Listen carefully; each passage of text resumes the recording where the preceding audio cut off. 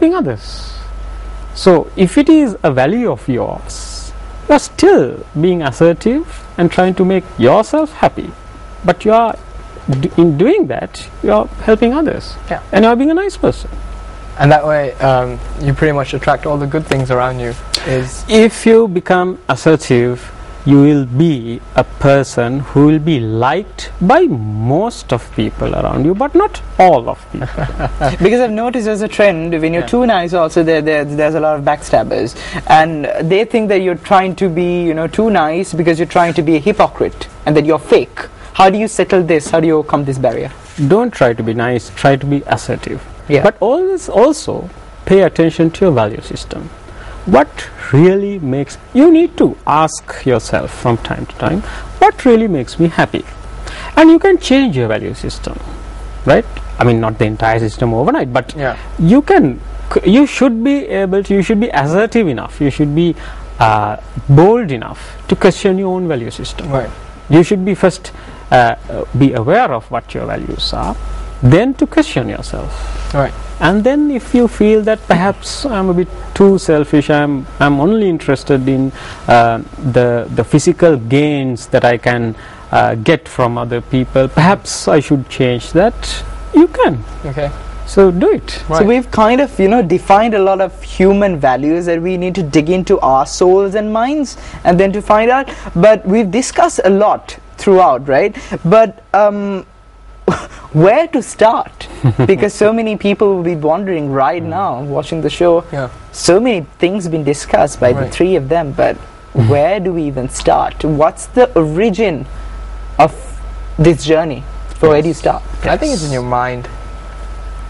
Let him talk, Jason. I'm just saying, hey, I'm learning a lot, but I just think it's your mind has a lot to do with it. Would you agree?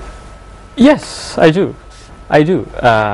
But practical points of starting may be, you know, there may be diverse. Okay. Many ways to start. You know, I have heard one story where a teacher kind of asked a student to look at a fish, a dead fish.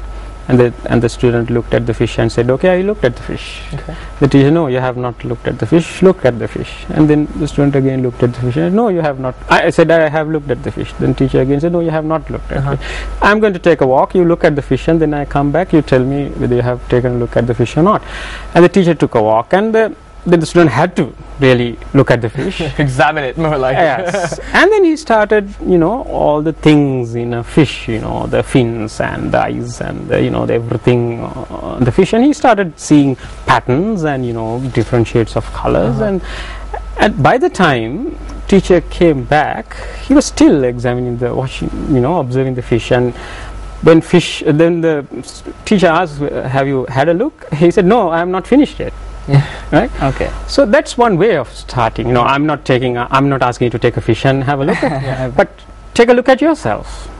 You can do it in different ways, right?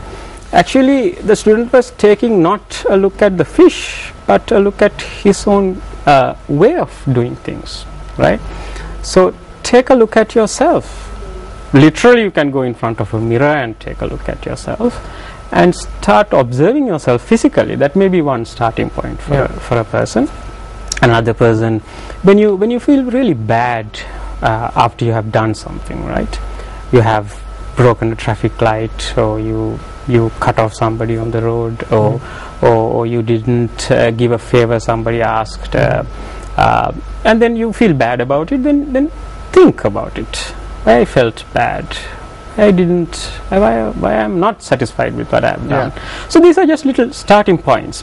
So when you start to think, when you start to be aware of yourself, think about the things that we discussed today. Was I passive there? Was I aggressive there? And what was the stress that I had? What was the stressor? And how did I react to that? Was there any other way that I could have reacted to it than the way I did? So start thinking, start observing, start noticing. That is the way to start.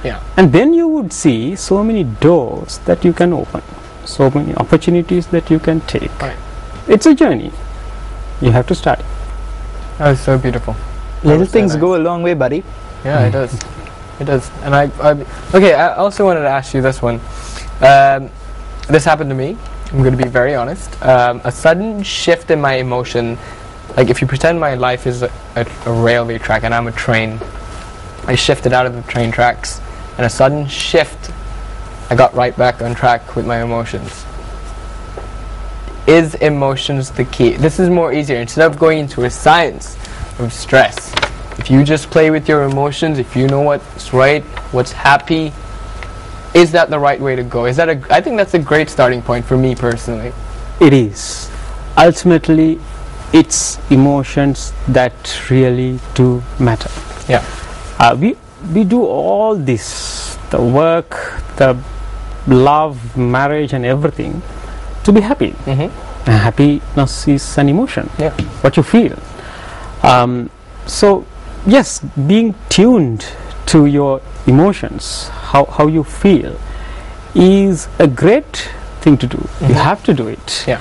And then only you would start noticing, only when you're aware, okay, I am now angry, or I was angry an hour ago, I'm happy now, or I'm not really relaxed now, then you would start noticing the things that set off those emotions. Okay. And then you are getting your hand on the key to change.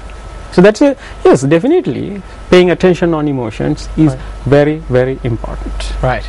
Well, Doctor, we're out of time, but it's been such a pleasure having you on the show. I believe everyone that's watching the show right now has learned a lot about stress and how to overcome that stress, of that ball of stress, like Chris said. Have a little bit of stress, that's healthy, but don't go overboard. I'm sorry, but I think I'm the stress that you have, but I'm not going anywhere. You got it right. Right on spot, buddy. Right on spot. All right, so we're going to go into a quick commercial break. But remember, when we come back, Maya will be here with Alistair Severiamuto, who is the CEO of the Sri Lanka Football Rugby Union. And he's about to speak about the matches that have come up. The Serendib Cup, which is happening this weekend on the 26th.